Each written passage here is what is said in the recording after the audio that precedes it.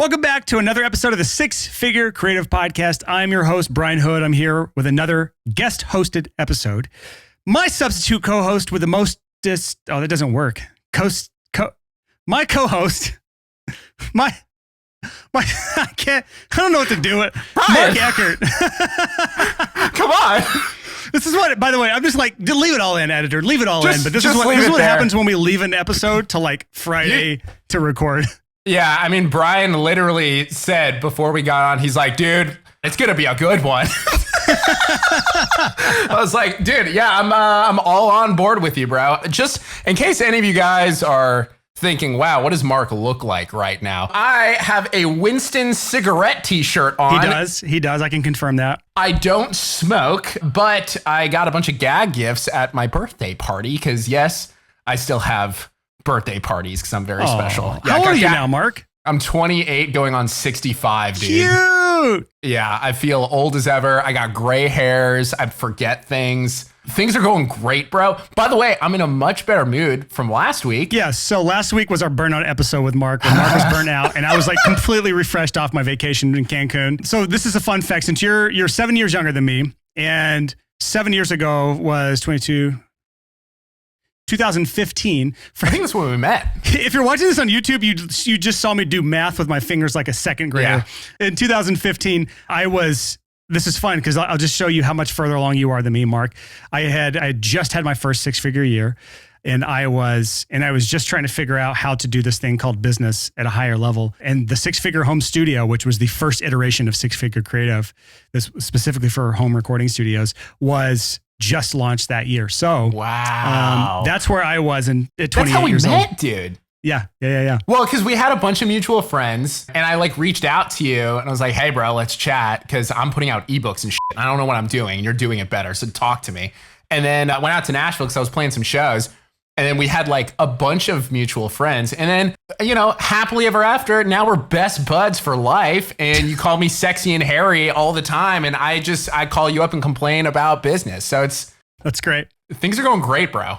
So it's actually funny you brought that conversation back then. This is why I think you stood out, was that like back in 2015, 2016, 2017, you were one of the first freelancers I had seen doing any sort of lead gen online. Most freelancers do not do any sort of lead gen. For those who don't follow, it's lead generation. And this kind of goes back into Mark's history and why he's the substitute co-host on the podcast. If you haven't heard Mark's story and his background, go back to episode 68, where Mark talked about using Instagram marketing to build recurring income as a music producer. Your background is in music production, just like mine.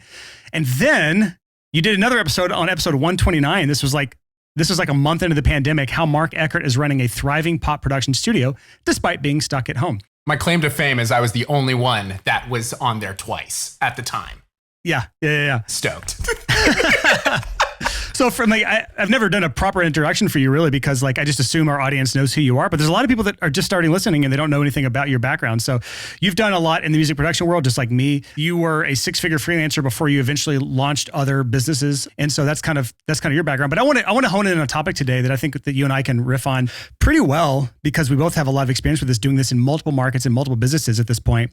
And that is taking someone that is a complete stranger, who's never heard about you before, who has no idea who you are, that doesn't care about you, and turning them into somebody who knows you, likes you, trusts you, and wants to pay you money to the point where they actually hand over their hard-earned dollars. It's a really hard transition, a very hard gap to close. And I think that's a good topic for anyone at any point in their business right now, whether you are already doing this well, you've never really put this process or thought into place of like what's the actual process of taking someone from unknown to a client, that whole journey. Or if you're just getting started or you're struggling to get clients right now, this is a really good conversation to keep top of mind of like, what's the process behind this? Because there can be a standardized process you do to take people through this. If you look at it like anything in life, there's a million ways to accomplish any one of these things, but I think it's worth talking about here because Mark, I know you did this. You've understood this intuitively, even back in your music production days when you were putting out ebooks.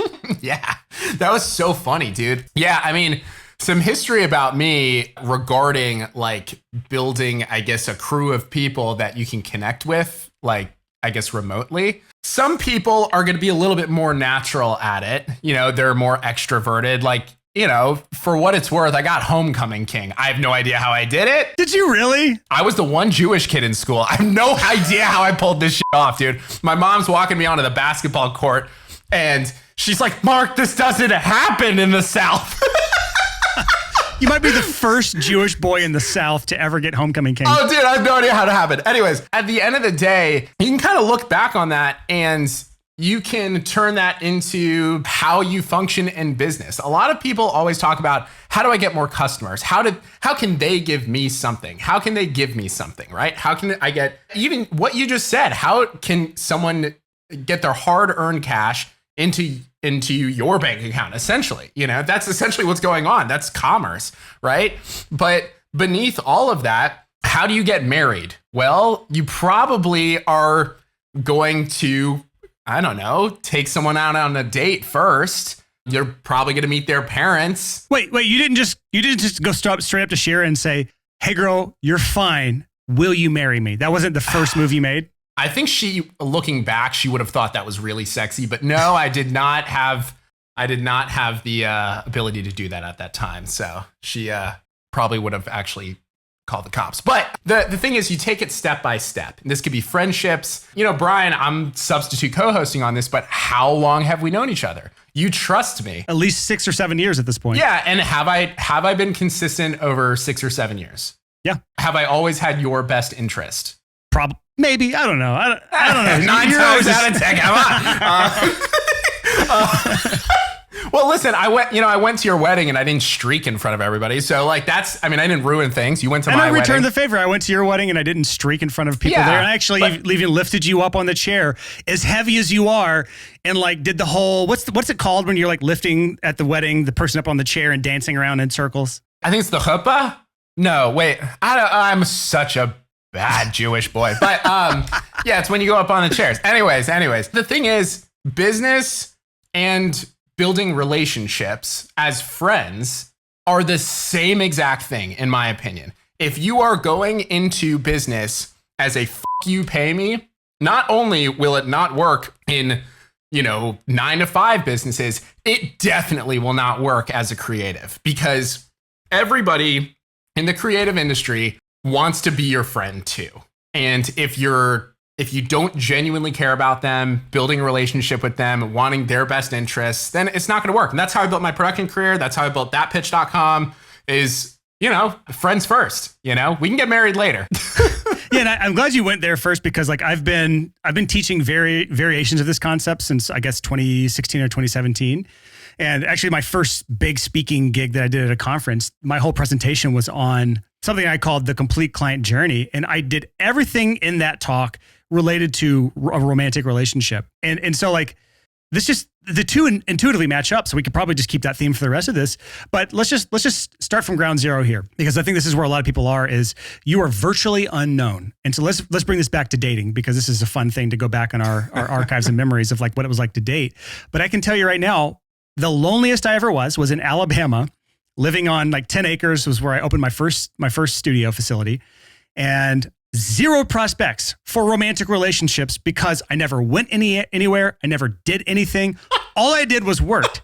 So I was virtually unknown to the female population in North Alabama, Lacey Springs, Alabama, by the way, the meth capital of Alabama, virtually unknown to the dating population there. And the dating population there was virtually unknown to me. So it was no surprise I had no one to date, because no one even knew I existed as far as the romantic world. And so, Mark, I'm not sure if you can relate to that back in your dating days, but here's kind of a funny thing is, oh man, where do I go with this? Basically, I went through a very bad breakup with a girl that I was dating in high school to my first year of Berkeley. And then I dropped out. I was only there for 1 year actually, but it ended like all long-term relationships that are long distance. Eventually, it just ended, So we went through a really bad breakup. I was down on my luck. I was living back with my parents always a good time. Yep, out in the suburbs of Charlotte, way out. There wasn't really a scene happening at the time. I left New York. I was just miserable and I was alone. And so I was like, you know what? I kind of gotta get back out there. So I really just kind of had a practice for myself, actually. I would go to coffee shops every single day. And it didn't matter if it was like asking like a girl out or anything like that. But I would just make friends with as many people. I got 5 numbers from people a day. It could be friends. It could be, if I wanted to go on a date with a girl, like I would get 5 numbers a day. And that was a task that I had. And looking back, that was actually a big sales thing that I learned is nobody really ever said no. Like they were like, yeah, I'd love to meet up. So whereas you kind of just like sat there and you're like, oh God, this is terrible. I was like, no, I'm going to literally get 5 numbers a day. Yeah.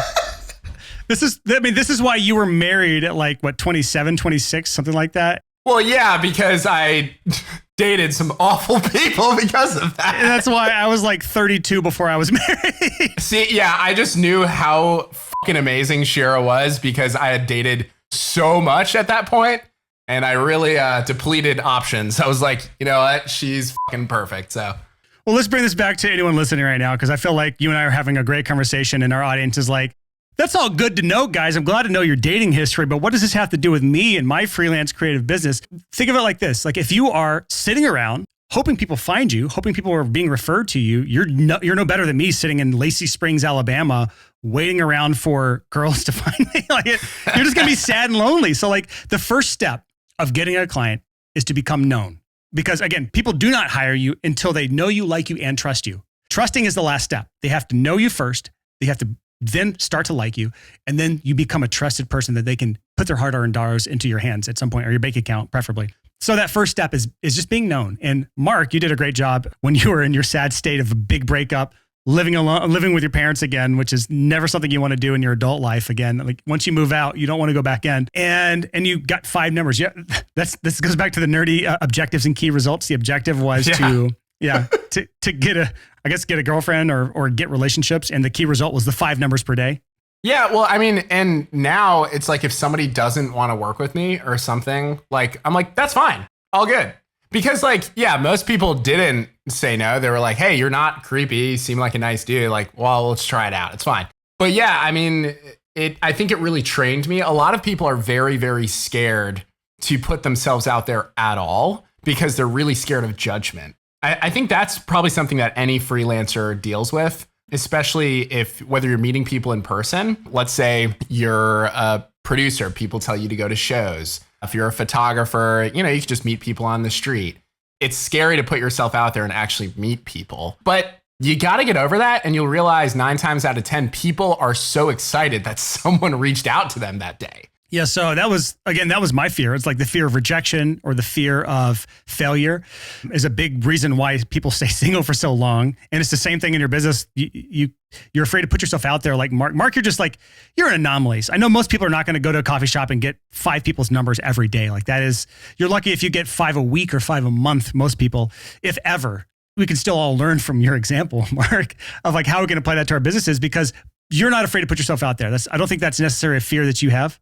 Here's the biggest mindset shift for me that happened. Everybody is really, really scared to put themselves out there because they think they're annoying somebody. Like, let's say you post, like you've talked so much about content marketing. Put out something that will help people. You've talked about that in how many episodes now, right? And everyone's always scared. We know what to do, but why aren't we doing it, right? I think when you can make the shift, the biggest shift that for me was realizing that I can actually add a lot of value to people's lives. I can help people. I mean, whether for my own business, we help people in music, right? So there's a lot of things that I've learned that can help people. If I don't share this because I'm scared of judgment for myself, how fucking selfish is that? You're being selfish by not reaching out to people because you could actually change their lives. You know what it is, Mark? I think this goes back to something I've been thinking a lot about recently, is like this little psychological gremlin we all have. And that psychological gremlin, it's not all bad. It's there to protect us. That little gremlin is there to say like, hey, don't do that. That's uncomfortable. I don't like that. Don't do that because that might equal failure or rejection or whatever. And if we let that little psychological gremlin like rule our lives and make decisions for us, that's a bad time. And that's why, like, when I was living alone in Alabama, that little gremlin was running my life. It was like, be comfortable. You're comfortable in the studio recording bands. You're comfortable not going out and doing anything where you might be rejected or being outside of your comfort zone. Just stay in your little comfort zone. And there's sometimes we need to feel safe, but it's not really helping us, because I think that little gremlin goes back to like our prehistoric times when it kept us staying safe and comfortable meant we weren't going to be killed and end our family tree. But today it doesn't really serve us. And the problem with the little psychological gremlin, which I should probably name him, I don't know what we're going to name him, Mark. If you have any suggestions, pipe up here. Douchebag Gremlin is he is only like a few IQ points dumber than we are. So at any point, if we are not focused on being outsmarting this guy, and we are not like doing all we can to outmaneuver him, he'll win. So like when you're not being intentional and thoughtful and actually putting the work in towards an objective that you're trying to accomplish, whether it's getting your name out there, getting known instead of unknown, if you are not fully focused on that, if you let your judgment lapse for even for a second, that little gremlin gets in your head and says, no, we don't need to launch that podcast. Let's keep tweaking the art of the podcast. Let's keep the perfectionist comes out, right? By the way, the gremlin comes out in a number of ways. The perfectionist is a great way for you to delay the inevitable fear of putting something out into the world. I have to make everything perfect. Another one is that little fear of rejection, that side of things. It comes out in a number of ways of all these excuses that we have that hold us back from doing things that we know we need to do, getting us out of our comfort zone to accomplish the things that we want to accomplish. But that little gremlin stops us and holds us back. And I don't know if you've ever experienced this, Mark, but my gremlin is perfectionism. That's mine. Yep. I think mine's that kind of. I wouldn't say it's necessarily perfectionism as it is completely over analyzing strategy. So the difference that you and I have, and what I actually really admire about you, I actually said this to Shira the other day. Like, I think you and I are both pretty naturally like kind of confident guys. And I think we both really worked at that.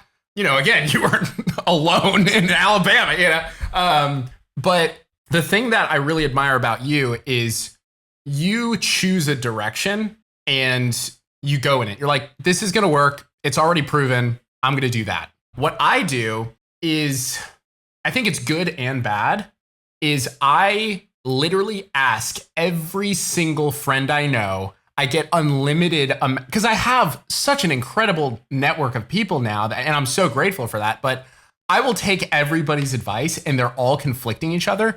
And I will like have this vortex in my brain of what's actually really solved that for me. And we've talked about this before, is the book Essentialism by Brett McKeown,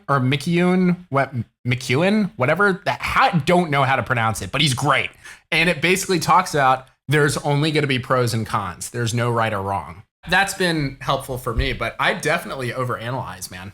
Yeah, so that's another one of those gremlins. So like my gremlin, the one that I fight with is perfectionism. Another one that I can definitely fight with is endless searching for information. Like I have to have all the information before I make a move. So that's the one you fight with. And again, that gremlin is just a few IQ points dumber than you are.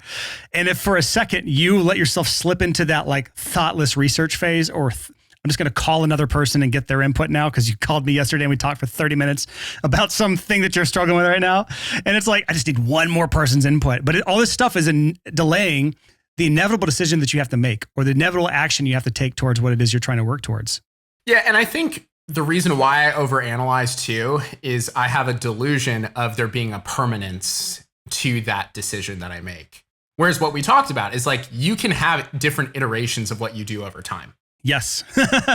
That's me trying to get past perfectionism, is realizing version 1 does not have to be the final version. Right. And it won't be. It shouldn't be. Yeah. So like just an example for anyone still listening, hopefully we haven't lost anyone here. When you launch your website, if you haven't launched a website yet, for example, you can launch a website that is not perfect. Done is better than perfect. You can always iterate and change and improve and switch things around all you want. But what you'll likely do is you'll realize that's just the little fear gremlin getting the better of you, and the perfectionism gremlin getting the better of you. And you realize when you launch it, no one actually goes to your website. So now you have another problem, which is getting traffic to your website, which goes to this kind of beginning conversation, is going from unknown to at least known people to your website. And only then do you start making adjustments to the website, making it all perfect, but you got to get traffic there first. So that's just one example of how this all plays back to your businesses. This mental, psychological stuff holds us back in a number of different ways. Right. So like if we kind of bring it back to, because I know we're vamping here, but like if you kind of bring it back to a step-by-step tactical approach, this is really getting from 0 to 1. And I think the hardest thing is if you have momentum, you already have, for instance, you've had this podcast for years. You know what to do. You have it all systemized. You don't even have to think about it. But if you're getting from 0 to 1, it's a lot harder because you don't have a system yet. You know, if you're just trying to get somebody, one new person today to know that you exist from being alone in Alabama by yourself, surrounded by meth heads, you know, that's the dating population. That's a big step, you know? So kind of going into a digital format, how do people accomplish that? Like, how did you first accomplish that? We both talked about ebooks, but what was your kind of first thing of like, how can I get people to know who I am, like me, you know, kind of move towards that trajectory? Yeah. So depends on the business. So for my first real business was 456 Recordings, which is my recording studio. And with that business, it was the like, I survived the word of mouth death trap. We've talked about the word of mouth death trap on the podcast before. If you haven't heard that episode, go back to episode 182. It's just called the word of mouth death trap and how to avoid it. I survived that. It was the war of attrition, and I survived the war of attrition essentially for the studio. Now there were some things that I did and relationships I made and I was just really good at what I did in those days that helped me kind of become known. And I put out great work that then got listened to by a lot of people, and that helped. But for other businesses, my first foray into that was actually YouTube. I put out a number of YouTube videos early on, like before I really knew what the hell I was doing, that have done really well. And that got the word out about the very first online course I ever put out, which was a course called From Shit to Gold, which is like a mixing course. And that course did really well, but YouTube was a huge source of that and building my mailing list up for that and stuff. So that was like my first like passive income business, if you want to call it that. But that was my first thing, is getting past the fear and perfectionism of like putting a YouTube channel together and putting content out there. What was yours? Was it the ebook? Well, it was actually before the ebook. I think the biggest thing is people want to launch as an expert. And it's interesting. I think back in the day, like in the early days of social media, I think that was really easy to pull off in a way. But now, if you're just like, I know everything, I'm the best, you know, and everyone's like, oh, what up, Ty Lopez, you know? So like, I think now, and what I even did years ago is I never ever said I was the expert on anything. I was just more about like building a community around what I love and just saying, hey, I might just be a couple steps ahead of you in this one direction. These are the things I learned.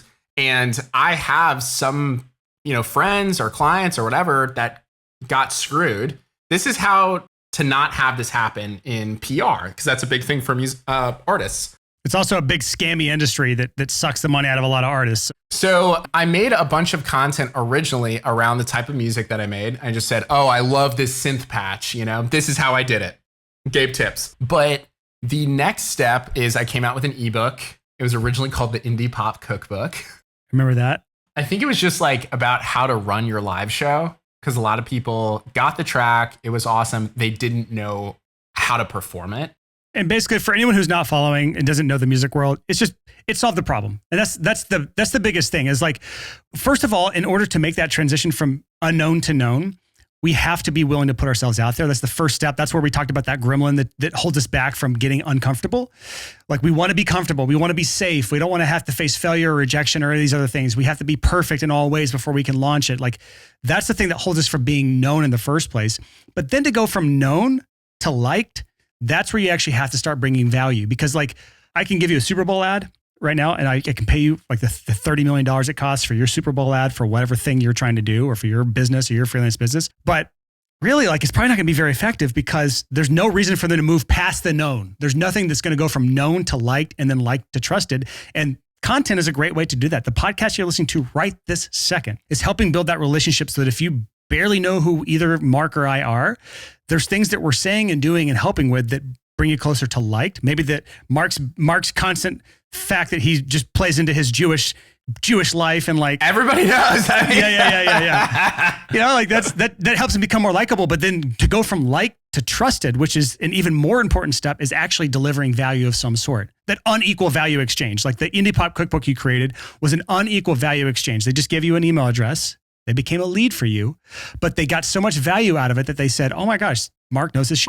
Yeah. And I think like it was just, how can I help solve a problem for everybody? And I literally asked for nothing in return. I was like, I think this could help. But even kind of going further into that, going from 0 to 1 of just getting known and for people to like you at all, I think the big problem, and it's the most important thing, honestly, it's the biggest asset and liability, is truly being authentic.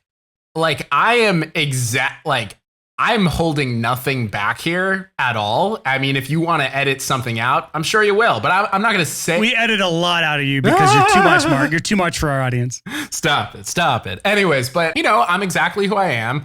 I say bad words. I'm a little outlandish, but I am like 100% who I am. And what I've always found is the vast majority of the time, unless somebody's like fucking crazy, if somebody's 100% authentic and being 100% who they are, I'm genuinely gonna like them, no matter what side of the aisle they're coming from. I'm like all about it. I just love that, I mean, that's not always true, because I got to push back a little bit, because your personality is grating to some people. You know it.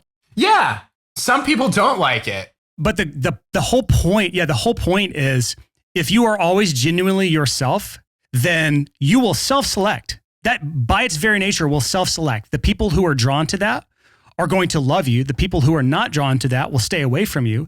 And that way you can build a deeper connection with those that are surrounding you. The number one way people mess this up is by trying to be liked. And I can't tell you a more cringy, unlikable way to be liked and trusted is to try to be liked. Is everything you create in your life is around being liked. If that's all you care about is I want people to like me, that's not an attractive quality. Mark's quality, whether you're attracted to his personality or not, and I'm kind of the same way, where like I'm a no BS kind of guy. Like I just say it how it is, and I can be not quite as abrasive as Mark, but I can be pretty abrasive. You're abrasive in other ways, dude. Right. Like if I try to be anything but this, it just wouldn't work. So there's just, you have to be yourself, because if you try to be anything but that, this is not going to work. The thing is that the people's default is to not care at all. So the win is getting someone to make a reaction at all, either like you or not like you. Getting some sort of emotion in general is a win, like within reason, but like people just don't care at all. And that's okay. Like if you're just yourself, there's going to be people who don't like you. I'm sure there's people who don't like me. That's okay. I have my crew. I love my people. And I have plenty of people who do like me. And that's cool. Yeah. So, I mean, let's just bring this back to dating for a second, because there's so many parallels between freelancing and dating or relationships. If you're trying in your dating life to just be likable, you're being this person that's not true to who you are, you might get a few dates. You might trick some people into dating you. Eventually, the bottom's going to fall out, and they're going to realize who you really are. And that relationship's over at that point. It's just like that in freelancing. If you try to, or just as any business, honestly, in marketing, if you're trying to be anything but yourself, in freelancing is really important, because there's no differentiation between you and your business. You are one and the same as a freelancer. If you try to pretend to be something that you're not, you might trick a few people to either get on your mailing list if you have a lead magnet, or that you might trick a few people to becoming a client. But eventually, when they realize who you really are, that relationship's over. They're never going to refer people to you. As a matter of fact, they're going to detract people from hiring you, as a matter of fact. So you don't want to be anything but who you are. And anyone who's told you the lie that you need to be this specific thing in order to be likable or trusted is feeding you a line of shit. Yeah. And a simple way to do this, or to kind of put this in a better metaphor, is like back in high school, you had a type. Like if you were a punk kid who was doing drugs every day, you're probably not going to date the cheerleader, and she doesn't want to date you, I mean, like, it's good to have a type. That is totally okay. Like nobody is dateable to everybody. Even like, the Ken doll or the Barbie doll from back, somebody found that unattractive. You're always going to have a type, and that is totally cool. You just don't want to do a bait and switch. You don't want to say you're the perfect person, and then you end up being an absolute, like, you're just not a fit. Yeah, this is why for years I've said, if you try to attract everyone, you'll attract no one. This is the same in dating. This is the same in your business. Like, to have a type, be a type. That's fine. Like I know what would your type be, Mark? What persona are you? Like in dating? No, I don't care about dating. I'm talking about in your business. I honestly, I think I am very just classic music industry. It's like old school punk in a way. It's like everyone says vulgar shit in the studio. Everyone is, has their demons sort of thing. I'm just upfront about it and saying that I'm screwing up on things. But this one thing I'm doing right now is killing. So I think I'm just honest, and I'm saying like that it's just very relatable, I think. I would say just outside looking in, and this is just it's hard to do this on yourself, which is why I was asking you, seeing what you would say. But like you go for the little more like out there, brash, say it how it is kind of personality. And not everyone's like that. Like not everyone's attracted to that. I know people that have really, really good connections with people or clients or customers, depending on what kind of world you're in, being very chill. Like you don't have to be super outgoing, loud, brash in order for this to work, but you have to be who you are. Whatever that is, you have to be who you are, because I say this, sometimes I say it in a mean way and sometimes I say this in a nice way, but there's someone for everyone out there, whether it's relationships or whether it's in business, there's someone for everyone. And you just got to realize that like, even if you are not what you would consider the most personable type person, not everyone is like, there's people just like you out there that just want to have a chill relationship. They're the person, like, I think there's a Family Guy episode where Peter Griffin is just like sitting, I think it's Family Guy, where he's just sitting next to this guy for like years and they never talk. And then like the whole episode, they live their entire life together and never talk. And then they died. And then he says, that was the best friend I never talked to or something like that. Like, it's funny. I know last week we were talking about how I haven't been traveling lately, but last year, I went to Panama for a couple of weeks, just backpacked. I came back a complete hippie. That's what happens to me. I just don't care about anything. And all of my friends, my team, everyone was like, Mark, are you okay? I was like, yeah, like I don't care. Like everything's cool. They're like, you're not yourself, dude. Like I don't like this version of you. That's because you hung out with Brandon, which is my old roommate, and he's very much that type. He's the very chill, very cool, calm, collected. He's actually been on this podcast if you want to experience old Brandon Brown, on episode 131, where he talks about how to set up your Instagram account for success with Brandon Brown of Media Whisper. He's an agency owner who does social media. So for those who struggle with that, go listen to that episode and you can kind of get what I would consider probably the exact opposite of Mark in every way as far as persona. We just talked actually yesterday on the phone. I fucking love Brandon. Yeah, I hung out with him Sunday. Anyways, let's bring this back to the audience again. We've talked a lot about the being known, being liked, but I think there's something else to talk about this as far as relationships go. And that is just actually focusing on a relationship. It's so easy in the marketing world. If you ever study internet marketing or digital marketing or anything where you're actually trying to bring out some of those elements of the world into your freelance business, which is surprisingly rare. Most people aren't doing that, which is why it was so interesting to see you in like 2017, 2018, promoting an ebook as a music producer. Like it was something unheard of. Came out with like 3. It was great. So like bringing this back to us, like instead of looking at all that stuff, we need to remember that this is all about relationships. Just like when you're dating, you have to show up consistently over a long period of time. That's why Mark and I have a great friendship, is that he's shown up in my life more than I've shown up for his. I don't know why you're my friend, Mark, but you pick up. I just have to call twice.